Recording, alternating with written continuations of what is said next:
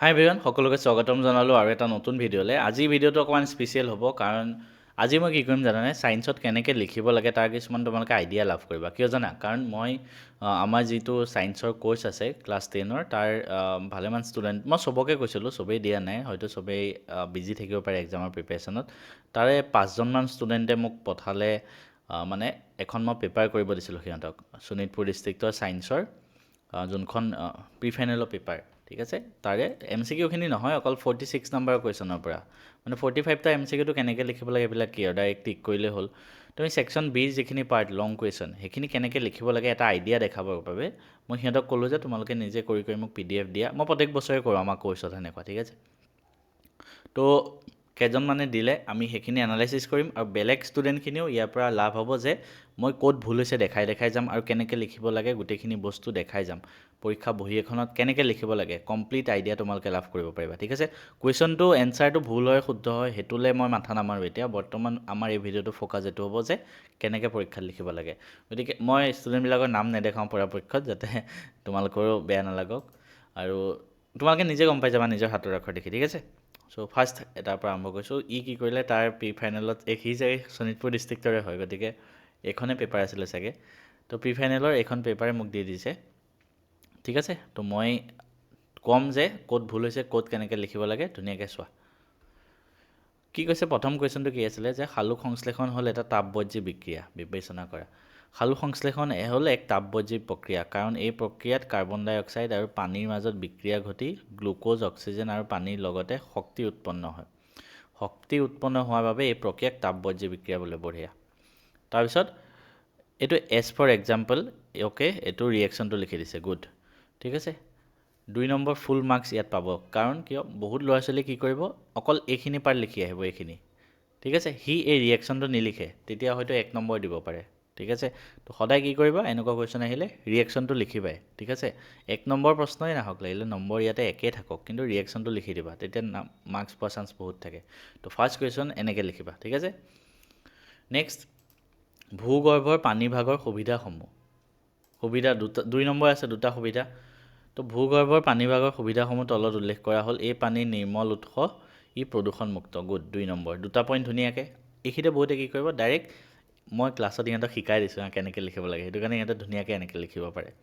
ইহঁতে কি কৰিব জানানে, কিছুমানে ডাইৰেক্ট A, B সেনেকৈ লিখি আহিব, নহয়। তুমি কি কৰিবা, ওপৰত এনেকৈ লিখি ল'বা ধুনীয়াকৈ, তাৰপিছত এই দুটা দিবা। নেক্সট 48, কৃত্ৰিম বৃক্ক কি, ইয়াক কিয় ব্যৱহাৰ কৰিব লাগে। ৰেচন কাৰ্য সম্পাদনৰ বাবে কৃত্ৰিমভাৱে নিৰ্মাণ কৰা বৃক্ষক কৃত্ৰিম বৃক্ক বোলে। মানুহৰ বৃক্ক দুটা বিকল হ'লে এই কৃত্ৰিম বৃক্ক ব্যৱহাৰ কৰা হয়, ঠিক আছে। এনেকৈ লিখিব পাৰা, কেছ নাই।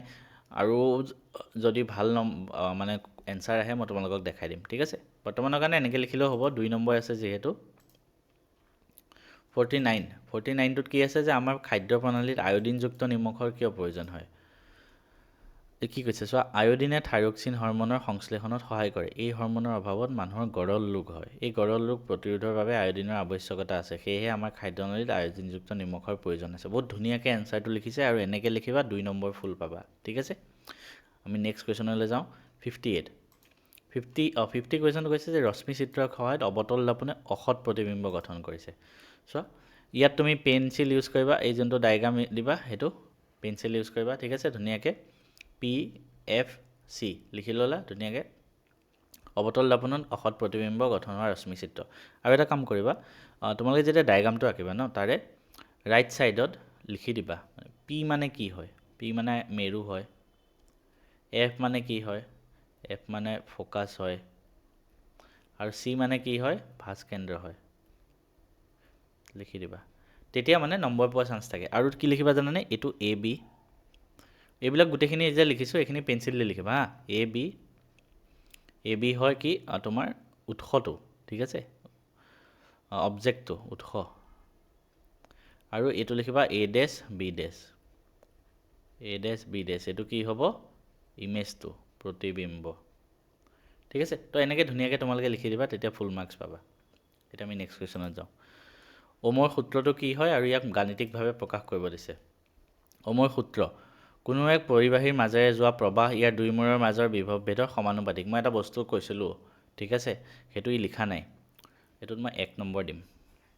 এই গাণিতিক সূত্ৰটো ঠিক আছে, কিন্তু মই ইয়াত 1 নম্বৰ দিম ইয়াৰ কিছুমান বস্তু লিখা নাই ঠিক আছে তো মই কেনেকৈ লিখিব ক'ম তুমি চাবা আৰু বাকী পেপাৰখন লিখি থাকিলে মই ডিটেইলছত কৈ নাথাকোঁ ইয়াতে কৈ আছোঁ ইয়াতে এটা কনষ্টেণ্ট টেম্পাৰেচাৰ হ'ব লাগিব টেম্পাৰেচাৰ সদায় উষ্ণতা সমান হ'ব লাগিব তো এইখিনিতে মই যেনেকৈ ক্লাছত নোটছত লিখাইছোঁ সেনেকৈ লিখিবা যে একে উষ্ণতাত কি হ'ব আগত একে উষ্ণতাত টেম্পাৰেচাৰ কনষ্টেণ্ট হ'ব লাগিব ঠিক আছে এই বস্তুটো মই ক্লাছত কৈছিলোঁ ছেকেণ্ড কথা ডাইৰেক্ট ভি আৰু আই লিখি দিছা কি হয় মই বহি চাই আছোঁ মই নাজানো কি হয় তো কি লিখিবা য'ত ভি হ'ল বিভৱ ভেদ আৰু আই হ'ল প্ৰবাহ ধুনীয়াকৈ লিখি দিবা ঠিক আছে V equal to I R য'ত আৰ ৰুট নহয় আৰ বুলি লিখিবা আৰ হ'ল এক ধ্ৰুৱক তো সেইটো কাৰণে মই তোমাক 1 নম্বৰ দিম ইয়াত ঠিক আছে তেওঁ কৈছে যে প্ৰাকৃতিক সম্পদ সংৰক্ষণৰ কাৰণে কেনেধৰণৰ কাৰ্যপন্থা হাতত ল'বা তো দুটা ধুনীয়াকৈ লিখি দিছে 2 নম্বৰ পাই গৈছে হৈ যাব এইটো ইমান কেছ নাই তাৰপিছত কৈছে ঘৰুৱা বৰ্তনী অধিক বুজাৰ পৰা ৰক্ষা পাবলৈ কি সাৱধানতা ল'বা একেটা বৰ্তনীত কেইবাটা সঁজুলি সংযোগ কৰিব নালাগে ফিউজ তাৰ সংযোগ কৰিব লাগে গুড 2 নম্বৰ পুৰা ফুল মাৰ্কছ পাবা এনেকৈ ওপৰত লিখি ল'বা হা ধুনীয়াকৈ যেনেকৈ মই শিকাইছোঁ তাৰপিছত এখন হাবি পৰিৱেশ তন্ত্ৰৰ পৌষ্টিক স্তৰসমূহ এইটো ধুনীয়াকৈ লিখিছে এইটো চাবা তোমালোকে উদ্ভিদ উৎপাদক হৰিণ উপভোক্তা তাৰপিছত দ্বিতীয় উপভোক্তা ধুনীয়াকৈ 55টো কি কৈছে এটা যৌগ এ ইথানৰ লগত বিক্ৰিয়া কৰি সুগন্ধি দ্ৰব্য বি উৎপন্ন কৰে এ আৰু বি যৌগ দুটা কি কি লিখিছে এ হ'ব ইথানইক এচিড মই কি শিকাইছিলোঁ ব্ৰেকেটত ইয়াৰ চিম্বল কি হ'ল ইথানইক এচিডৰ সংকেত কি CH3COOH আৰু বি হ'ব এষ্টাৰৰ সংকেতটো বৰ ডাঙৰ হয় তোমালোকে নাজানিবা যিটো জানা সেইটো লিখি আহিবা কিন্তু তাৰপিছত ৰাসায়নিক বিক্ৰিয়াটো লিখিব দিছে ৰাসায়নিক বিক্ৰিয়া লিখি দিছে মই চোৱা নাই শুদ্ধ হৈছে নে ভুল হৈছে মই জাষ্ট বস্তুবিলাক চাই আছোঁ তাৰপিছত 56 নিজৰ লগত খাপ খোৱাকৈ এটা এইটো ইমান লিখা কেছ নাই বাৰু এইবিলাকত পাই যাবা মই যিবিলাক মেইন কুৱেশ্যন 57 এনেকুৱা এটা দিছে তাত কৈছে যে মৌলটোৰ পাৰমাণৱিক সংখ্যা লিখা আৰু ইয়াক চিনাক্ত কৰা তো মৌলটোৰ পাৰমাণৱিক সংখ্যা 2.8.8 মানে 18 মৌলটো হ'ব আৰ্গন ঠিক আছে ব্ৰেকেটত চিম্বল লিখিবা AR তাৰপিছত কৈছে যে পৰ্যাবৃত্ত তালিকাত অৱস্থান পৰ্যাবৃত্ত তালিকাত তৃতীয়তম পৰ্যায় আৰু 18তম বৰ্গত থাকিব ওকে মৌলটোৰ এটা ৰাসায়নিক বৈশিষ্ট্য এটোক ইনাৰ্ট গেছ হয় মৌলটোৰ এটা ৰাসায়নিক বৈশিষ্ট্য হ'ব ই কোনো আন মৌলৰ লগত বিক্ৰিয়া নকৰে গুড তো ধুনীয়াকৈ লিখি দিছে ফুল মাৰ্কছ পাই যাব 58 মানুহৰ লিংগ নিৰ্ধাৰণ প্ৰক্ৰিয়াত Y ক্ৰমোজম দায়বদ্ধ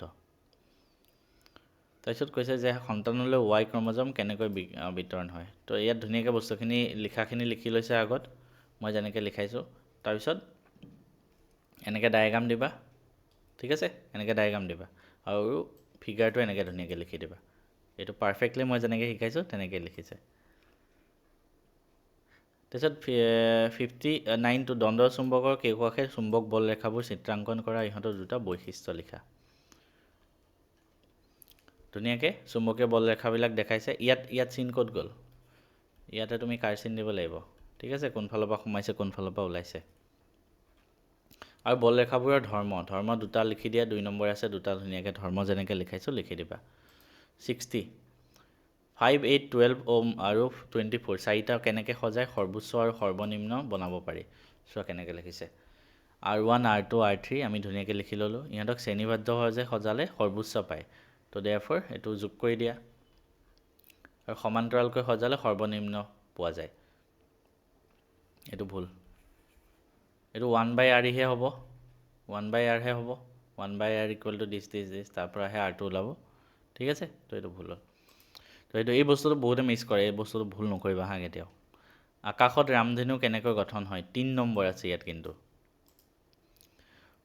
ধুনীয়াকৈ লিখিব লাগিব পোহৰৰ বিস্ফোৰণ প্ৰতিসৰণ পূৰ্ণ প্ৰতিফলনৰ ফলত আকাশৰ ৰামধেনু সৃষ্টি হয় এইটো হয় ধুনীয়াকৈ মই গোটেইখিনি যেনেকৈ লিখাইছোঁ সেনেকৈ লিখিছা আৰু য়েছ মই ডায়াগ্ৰামটো পাহৰিলে বুলি ভাবিছিলোঁ ডায়াগ্ৰাম আঁকিবা ঠিক আছে 3 নম্বৰ আছে যিহেতু 2 নম্বৰ থাকিলে ডায়াগ্ৰাম নালাগে কিন্তু 3 নম্বৰ আছে ডায়াগ্ৰাম আঁকিবই লাগিব ঠিক আছে আৰু ধুনীয়াকৈ মই যেনেকৈ শিকাইছোঁ ইয়াত লিখি দিবা ফিগাৰ ৰামধেনুৰ গঠন ঠিক আছে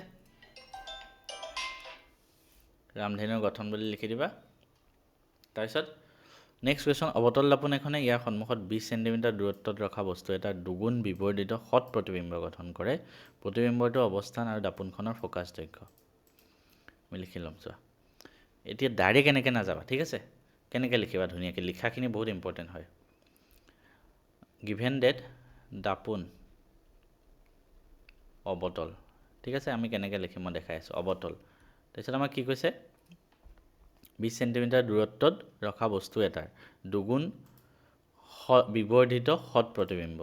তো আমি লিখি ল'ম বিবৰ্ধন। এম ইকুৱেল টু কিমান হ'ব? -2। কিয়? কাৰণ সৎ বিবৰ্ধিত, ঠিক আছে? তেনেকৈ লিখিবা, সেইটো কাৰণে -2 হ'ল। কিয় হ'ল লিখিব লাগিব। তাৰপিছত আমি কি লিখিম? প্ৰতিবিম্ব, চৰি উৎস আছে ন, উৎসৰ অৱস্থান মানে object distance u equal to -20 centimetre. Unit ক'ত? ইউনিট, ঠিক আছে? এইবিলাকত কিন্তু নম্বৰ কাটি দিব, মই চালে নম্বৰ কাটি দিম। এতিয়া সূত্ৰ অনুসৰি ডাইৰেক্ট এনেকৈ নহ'ব, ঠিক আছে? সূত্ৰ অনুসৰি কি? এম ইকুৱেল টু -v/u, তাৰ পৰা কৰা না। এম ইকুৱেল টু -v/u, তাৰ পৰা তুমি কৰিবা, ঠিক আছে? চ' তেনেকৈ কৰিলে এম হ'ব -2,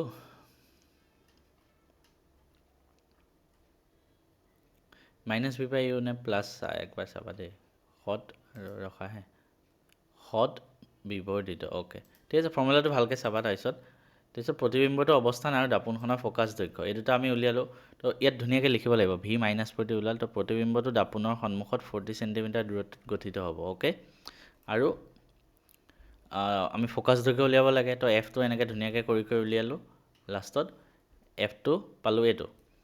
ইয়াতে মাৰ্কছ দিছে, কিন্তু মই হ'লে তোমাক এই 3 ভিতৰত 1 মাৰ্কছ দিম। ইয়াত ইউনিট কি হ'ল ৰে? ইউনিট কি হয়? চেণ্টিমিটাৰ নে মিটাৰ নে কি হয়, এইটো লিখিব লাগিব নহয়, তেতিয়াহে মাৰ্কছ পাবা। আৰু লাষ্টত লিখিবা দেয়াৰফৰ ফ'কাছ দৈৰ্ঘ্য, এফটো কি হয়? ফ'কাছ দৈৰ্ঘ্য, এইটো চেণ্টিমিটাৰ লিখিবা, ঠিক আছে? তেতিয়াহে মাৰ্কছ পাবা। 63, কেইটামান মৌলৰ অৱস্থান দিয়া আছে, কোনটো মৌলই সমযোজী যৌগ গঠন কৰিব? এইকেইটাতো 1 নম্বৰীয়া প্ৰশ্ন, ডাইৰেক্ট লিখিলেই হ'ল, ঠিক আছে? এইকেইটা লিখি দিবা ডাইৰেক্ট। তো তেনেকৈ তোমালোকে লিখিবা। মই অলপমান আইডিয়া দিলোঁ। নেক্সট আৰু এজনৰ চাই দিছোঁ।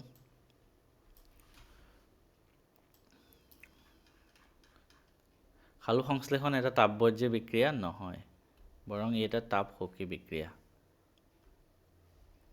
সালোক সংশ্লেষণ প্ৰক্ৰিয়াত উদ্ভিদৰ পাতত সূৰ্যৰ পোহৰ পৰি বায়ুত কাৰ্বন ডাই অক্সাইড আৰু শিপাৰ সহায়ত গ্লুক'জ প্ৰস্তুত কৰা হয় আৰু অক্সিজেন গেছ উদ্ভিদৰ এই খাদ্যবস্তুৰ তাপ শক্তি শোষণ কৰা হয়। এইটো আচলতে নহয়, সালোক সংশ্লেষণ তাপবৰ্জ্য বিক্ৰিয়াই হয়, ঠিক আছে? কাৰণ ইয়াত শক্তি মানে ৰিলিজ হয়, ঠিক আছে? সালোক সংশ্লেষণত শক্তিটো ৰিলিজ হয়, ঠিক আছে? তো আমি কোনটো নম্বৰ প্ৰশ্ন চাই আছোঁ? আকৌ ওপৰপৰা, এইটোৱে দিগদাৰ, ওপৰপৰা চাব লাগে এইটো, ঠিক আছে? এক্স'থাৰ্মিক ৰিয়েকশ্যনে হয়, ঠিক আছে? এইটো কুৱেশ্যন ভুল, তোমাৰ এনচাৰটো ভুল হৈছে, ভালকৈ চাবা। মই আগৰটোত যেনেকৈ দেখাই দিলোঁ তেনেকৈ কৰিবা। ভূগৰ্ভৰ পানীৰ সুবিধাসমূহ, এটা এইটো, ঠিক আছে? আৰু ই সহজে উপলব্ধ, দুটা লিখিলে হ'ল, ইমান লিখি থাকিব দৰকাৰ নাই, ঠিক আছে? আগৰজনে যেনেকৈ লিখিছা দুটা, তেনেকৈ লিখি দিবা তুমি। কৃত্ৰিম বৃক্ক হৈছে এটা যন্ত্ৰ যি বৃক্কক বিফল হোৱা ৰোগীক তেজ পৰিষ্কাৰ কৰিবলৈ ব্যৱহাৰ কৰা হয়, অ'কে? ইয়াৰ ব্যৱহাৰ কৰাৰ কাৰণ, ঠিক আছে? এই চিকিৎসা পদ্ধতিটোক ডায়েলাইচিছ বোলা হয় আৰু ই জীৱন ৰক্ষা কৰাত সহায় কৰে, অ'কে? আমাৰ খাদ্যনলীত আয়ডিনযুক্ত নিমখৰ কিয় প্ৰয়োজন? আয়ডিনে থাইৰয়ড গ্ৰন্থিক স্বাভাৱিকভাৱে কাম কৰাত সহায় কৰে, য়েছ। আয়ডিনৰ অভাৱত গৰল ৰোগ হ'ব পাৰে, য'ত ডিঙিৰ থাইৰয়ড গ্ৰন্থি ফুলি উঠে। গৰ্ভৱতী মহিলাৰ বাবে আয়ডিন অতি গুৰুত্বপূৰ্ণ, কাৰণ শিশুৰ মগজুৰ স্বাভাৱিক বিকাশৰ বাবে অপৰিহাৰ্য, ঠিক আছে? ভালকৈ লিখিছা, 3টা পইণ্ট, 2 নম্বৰ পাই যাবা। তাৰপিছত ধুনীয়াকৈ এইটো ডায়েগ্ৰাম আঁকিব লাগে। এইটো ভালকৈ আঁকিছা, A B এইবিলাক দিছা, গুড, ঠিক আছে? এই ডায়েগ্ৰামটো আগতটোতকৈ অকণমান উন্নত হৈছে, কিন্তু আকৌ কৈছোঁ, মই যেনেকৈ ছাইডত লিখি দিছিলোঁ বস্তুবিলাক, ধুনীয়াকৈ বস্তুবিলাক লিখি দিবা, ইয়াত লক্ষ্যবস্তুৰ স্থান, অ'কে? আগৰজনে এইটো বস্তু মন কৰিবা, এনেকৈ লিখিলে আৰু ভাল। লক্ষ্যবস্তুৰ স্থান, প্ৰতিবিম্বৰ স্থান, প্ৰতিবিম্বৰ আকাৰ, প্ৰকৃতি, ধুনীয়াকৈ লিখি দিবা, য়েছ। এনেকৈ লিখিবা, তেতিয়াই ফুল মাৰ্কছ পাবা, ঠিক আছে? এইখিনিতো লিখিবাই, মই যেনেকৈ লিখিব দিছোঁ, তাৰ উপৰি এনেকৈ লিখিবা। 51টো ওমৰ সূত্ৰ এইটো চোৱা মই সেইটো কাৰণে কৈ আছিলোঁ কনষ্টেণ্ট টেম্পাৰেচাৰ স্থিৰ উষ্ণতাত এই পইণ্টটো মেনশ্যন কৰিবই লাগিব ঠিক আছে বিদ্যুৎ প্ৰবাহ আৰু বিভৱ পাৰ্থক্যৰ সৈতে সমানুপাতিক ইয়াত ব্ৰেকেটত ভি লিখিয়ে দিছে তো সেইটো কাৰণে এক্সট্ৰাকৈ আমি ভি ইকুৱেল টু দিছ লিখি থাকিব নালাগে V equal to I R য'ত আৰ হৈছে পৰিবাহীৰ ৰোধ গুড পাৰফেক্ট এনচাৰ হৈছে এইটো ওমৰ সূত্ৰৰ বাবে কোনোবাই লিখিলে এইটো লিখিব পাৰা ঠিক আছে ধুনীয়াকৈ এইটো লিখিব পাৰা তাৰপিছত আমাৰ প্ৰাকৃতিক সম্পদ সংৰক্ষণৰ বাবে ল'বলগীয়া কিছুমান কাৰ্যপন্থা কি হয় তোমালোকে নিজৰ ফালৰ পৰা এইকেইটা বস্তু লিখিব পাৰিবা ঘৰুৱা বৈদ্যুতিক বৰ্তনীৰ কুৱেশ্যনটো ধুনীয়াকৈ এইটো আগৰজনে যেনেকৈ লিখিছে ছেম ইয়াতো শুদ্ধ হৈছে পূৰা মই য'ত ভুল হৈছে তোমালোকক দেখাই যাম য'ত ভুল হৈছে বা যিটো বস্তু ইম্পৰ্টেণ্ট হয় সেইবিলাক বস্তুত মই দেখাই যাম যৌগ এ হৈছে ইথানইক এচিড ব্ৰেকেটত চিম্বল মই যেনেকৈ শিকাইছোঁ এই ভালকৈ লিখিছে আৰু বি হৈছে ইথানল ইথানইড ঠিক আছে ৰাসায়নিক সমীকৰণটো এইটো অ'কে কিবা মই মানে কুৱেশ্যনৰ এনচাৰটো মই ভালকৈ চাই থকা নাই মই জাষ্ট চাইছোঁ যে তোমালোকে কেনেকৈ লিখিব লাগে মই আকৌ কৈছোঁ বা ডিটেইলছত চাই থকা নাই এনচাৰটো বাকী এইখিনিতো মানে ধৰা এনেকুৱা কথা নহয় লিখিলেই হ'ল এইটো পৰমাণৱিক সংখ্যা 18 আৰু মৌলটো হৈছে আৰ্গন পৰ্যায়বৰ্তী তালিকাত অৱস্থান গুড ৰাসায়নিক বৈশিষ্ট্য ই সহজে দুটা যোজক ইলেক্ট্ৰন এৰি দিয়ে এইটো নহয় ই ৰাসায়নিক বৈশিষ্ট্য হ'ল ই কাৰো লগত বিক্ৰিয়াই নকৰে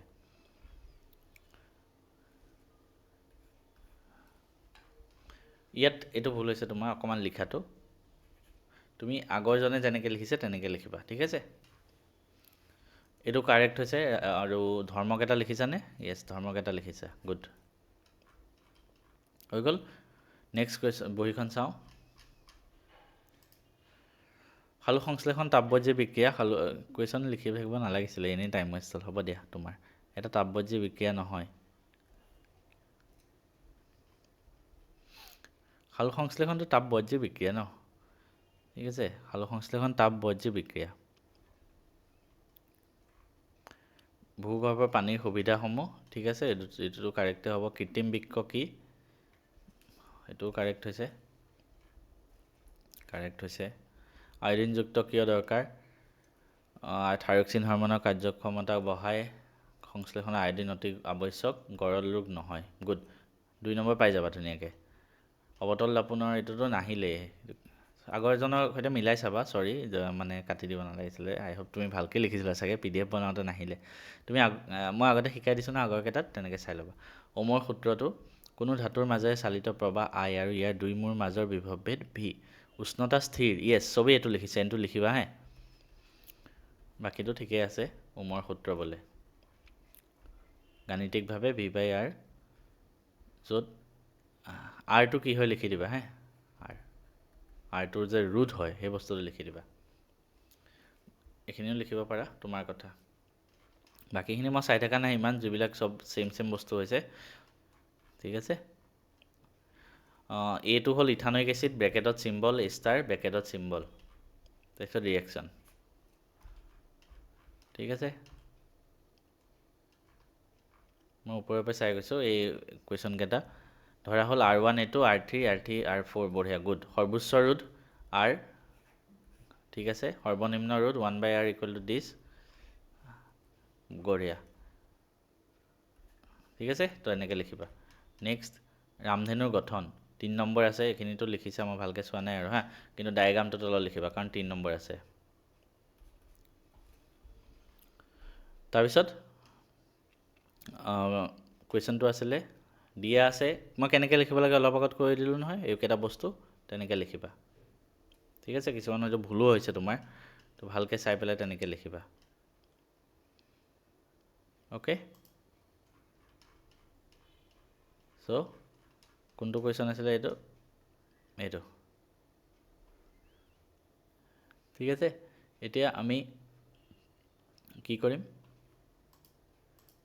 নেক্সট আৰু এজনৰ আছিলে অ'কে উদ্ভিদৰ প্লাটত সালোক সংশ্লেষণ আৰু শক্তি উৎপন্ন হয় যিহেতু এই প্ৰক্ৰিয়াত শক্তি বা তাপ উৎপন্ন হয় সেইকাৰণে তাপবৰ্জ্য বিক্ৰিয়া গুড আৰু ৰিয়েকশ্যন লিখি দিছা গুড 2 নম্বৰ পাৰফেক্টলি পানীৰ সুবিধাসমূহ কি এইটো 1-2কৈ লিখিবা ঠিক আছে এইটো বৃক্ক বিফল হ'লে যি প্ৰক্ৰিয়াৰে তাকে কৃত্ৰিম বৃক্ক বোলে ইয়াৰ কাম কি ধুনীয়াকৈ লিখিছে হৈ যাব মই বেছি ডিটেইলছত চাই থকা নাই আৰু থাইৰক্সিন হৰমনৰ কাৰণে আমি আয়োডিনযুক্ত নিমখ ঠিক আছে ডায়েগ্ৰাম ঠিক আছে, খালি যেনেকৈ লিখিব লাগে আগৰ দুটা মই যে মিলাই কৈছিলোঁ তেনেকৈ লিখিবা। উষ্ণতা স্থিৰে থকা অৱস্থা, এইটো চবেই লিখিছে চোৱা। ভি আৰু আই কি হয় মই কৈছিলোঁ ন, লিখি দিবা। আৰ হ'ল ধ্ৰুৱক আৰু আৰ ইকুৱেল টু ৰুট, সেইটো লিখি দিবা।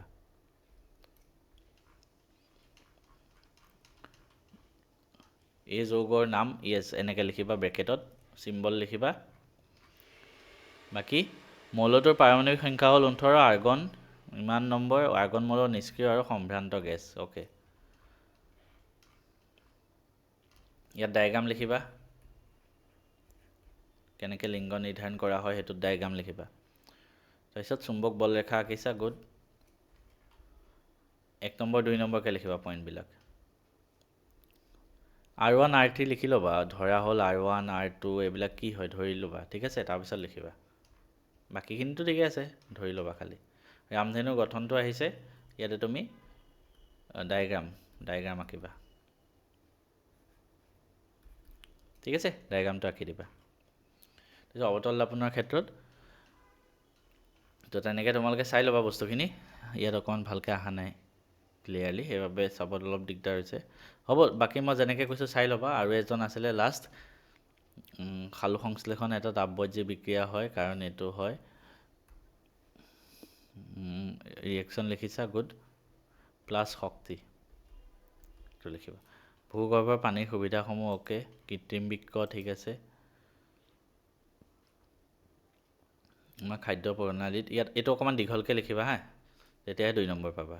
ডায়েগ্ৰাম আঁকিছা, কিন্তু অকণমান ভালকৈ আঁকিব লাগিব বস্তুবিলাক। এইটো এ বি লিখিব লাগিব, এইটো এ ডেছ বি ডেছ লিখিব লাগিব, তাৰপিছত কোনটো কি হয় লিখিব লাগিব। অমৰ সূত্ৰ ঠিক আছে, অমৰ সূত্ৰ ঠিক আছে। ভি আৰু আই কি হয় লিখি দিবা। তো বাকী এইটো কি হয়, এচিটিক এচিড, কিন্তু চিম্বল, ইয়াৰ চিম্বল লিখিবা। পাৰমাণৱিক সংখ্যা 17 ক'ত হ'ল, ভালকৈ এইটো চাবা। লিংগ নিৰ্ধাৰণৰ ডায়েগ্ৰাম আঁকিবা, ঠিক আছে। তাৰপিছত সৰ্বোচ্চ ৰোধ ইয়াতে ধৰি ল'বা, এইবিলাক মই অথনি যেনেকৈ কৈছোঁ R1 এইটো হয়, R2 এইটো হয়, তেনেকৈ ধৰি ল'বা চব। তাৰপিছত এইটো অকণমান ভালকৈ ইমান শ্বৰ্টকাট নিলিখিবা। এইটো যদি শুদ্ধও হৈছে তোমাক 1 নম্বৰহে দিব, শুদ্ধ হ'লেও। তো আগতে যেনেকৈ লিখিছে বাকীবোৰে তেনেকৈ চাই পেলাই লিখিবা, ঠিক আছে। তো মই ওপৰে চাই দিলোঁ, গোটেইখিনি চাই থকাত মোৰো অলপ বহুত টাইম যায়, আৰু যিমান জল্দি পাৰি মই তোমালোকক বস্তুখিনি বনাই দিছোঁ, কাৰণ পৰীক্ষালৈও বেছি সময় নাই। তোমালোকে ধুনীয়াকৈ চাই বাকীখিনিও যাতে ইয়াৰ পৰা অলপমান আইডিয়া লাভ কৰে, সেইবাবে মই এই ভিডিঅ'টো বনালোঁ। পৰীক্ষাত কেনেকৈ লিখিব লাগে অকণমান তোমালোকে আইডিয়া লাভ কৰিছা হয়তো।